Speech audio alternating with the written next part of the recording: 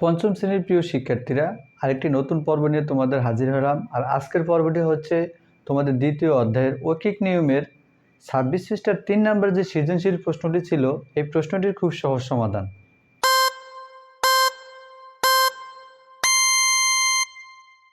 Hello guys, তোমাদের নতুন গণিত বইয়ের 26 পৃষ্ঠার 3 নম্বর একটা সৃজনশীল প্রশ্ন ছিল। এই প্রশ্নটা কিন্তু পরীক্ষার জন্য খুবই গুরুত্বপূর্ণ, তাই একটু ভালোভাবে খেয়াল করে নেবে।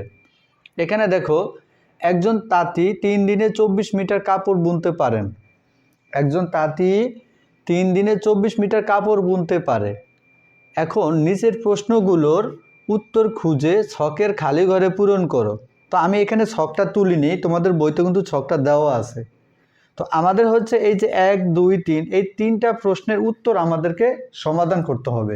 যে উত্তরটা বের হবে সেটা ছকে লিখতে হবে। তো ছকটা আমাদের কাছে এত গুরুত্বপূর্ণ না, কারণ আমাদের যদি পরীক্ষা আসে তাহলে এভাবে একটা সৃজনশীল প্রশ্ন আসতে পারে। তো আমরা এই প্রশ্নগুলো সমাধানই করব। সমাধানটা করে উত্তরটা ছকে লিখতে হবে। তুমি যদি সমাধান করতে পারো তাহলে উত্তর ছকে লিখতে পারবে। তাহলে দেখো, প্রথমে 1 নম্বর যে প্রশ্নটা ছিল, 6 দিনে কত মিটার কাপড় বুনতে পারবেন। আমাকে 6 দিনেটা বের করতে বলা হয়েছে। তাহলে 6 দিনেটা বের করতে হলে আগে 1 দিনেটা বের করতে হবে। আর ওই 1 দিনেটা বের করে নিয়মকে বলে ঐকিক নিয়ম। তাহলে খেয়াল করো, তাহলে 6 দিনের উপরে তোমরা কি দিবে? 3 দিনে 24 মিটার কাপড় তৈরি করতে পারে। তাহলে আমরা লিখবো দিনের উপরে কিন্তু দিন থাকবে। তাহলে 3 দিনের কাপড় তৈরি করে 24 মিটার, 1 দিনে করে কত আর 6 দিনে করে কত। এটা হচ্ছে আমার 1 নম্বর প্রশ্নের নিয়ম। তাহলে খেয়াল করো, 1 নংয়ের আমরা লিখবো 3 দিনে কাপড় বুনতে পারেন কত মিটার? 24 মিটার। তাহলে সুতরাং 1 দিনে কাপড় বুনতে পারে আরও কম, কম হলে ভাগ হয়, এজন্য 24টা উপরে থাকবে আর এই 3টা নিচে চলে যাবে। নিচে গেলে, দাগের নিচে গেলে ভাগ হয়ে যায়। এখন আমাদেরকে বের করতে হবে কত? 6 দিনে কত মিটার কাপড় তৈরি করতে পারে। তাহলে 6 দিনে তৈরি করতে পারে আরও বেশি।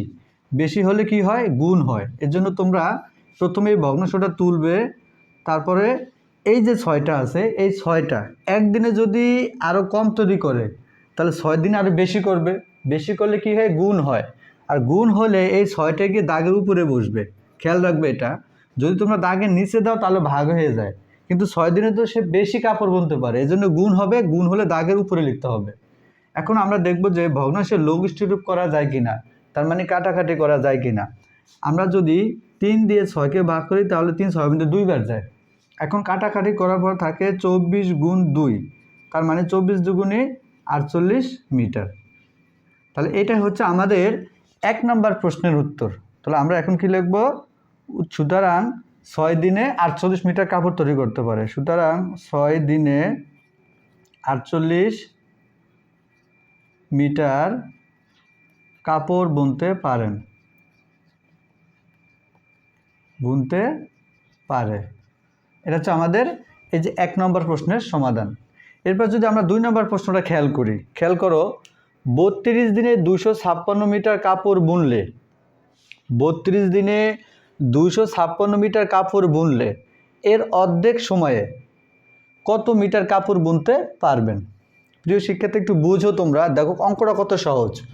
32 দিনে 256 মিটার কাপড় বুনলে এর অর্ধেক সময়, সময় মানে কি এখানে আছে কয়দিন? 32 দিন। এই 32-এর অর্ধেক সময়, তাহলে 32-এর অর্ধেক কত দিন হবে? 16 দিন হবে। তাহলে 16 দিনে কত মিটার কাপড় বুনতে হবে সেটা বের করতে হবে। তবে আগে তোমাদেরকে প্রশ্নটা ভালোভাবে বুঝে নিতে হবে। তাহলে আমরা দেখো 2 নম্বর অঙ্কটা কীভাবে সাজাবো।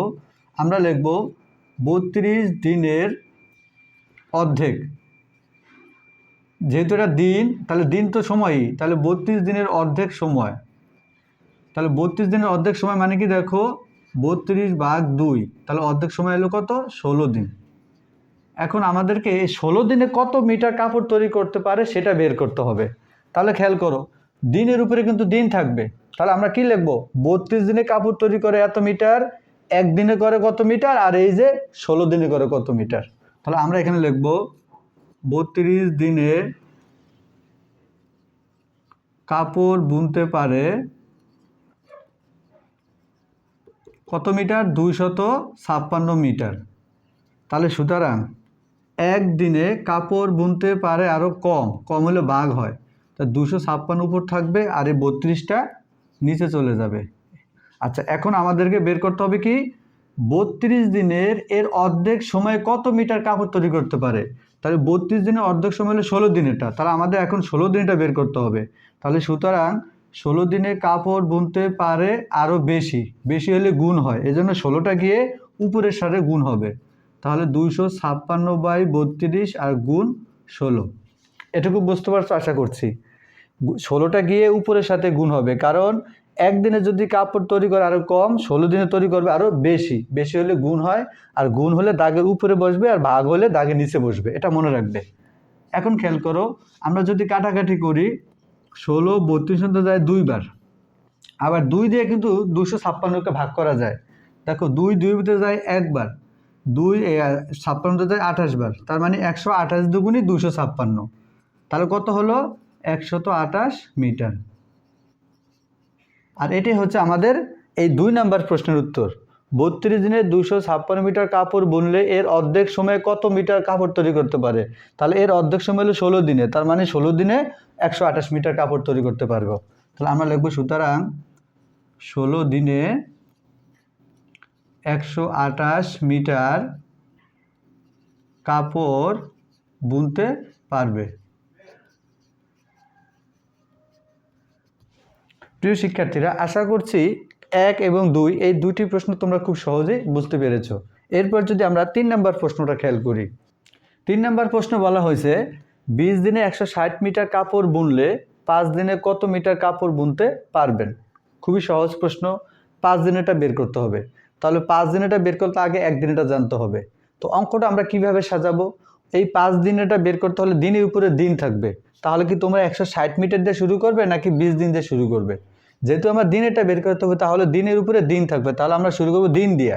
তাহলে 20 দিনে তৈরি করে 160 মিটার, 1 দিনে তৈরি করে কত মিটার এবং 5 দিনে তৈরি করে কত মিটার, ঐকিক নিয়মে আমরা করব।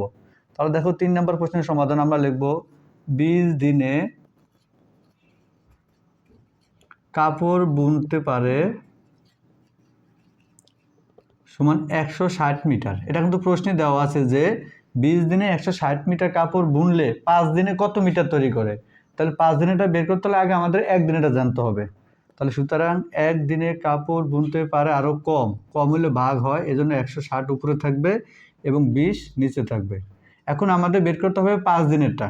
তাহলে সুতরাং 5 দিনে কাপড় বুনতে পারে আরও বেশি, বেশি হলে গুণ হয়, এজন্য 5টাকে উপরের সাথে গুণ হবে। তাহলে 160 গুণ 5 আর নিচে 20।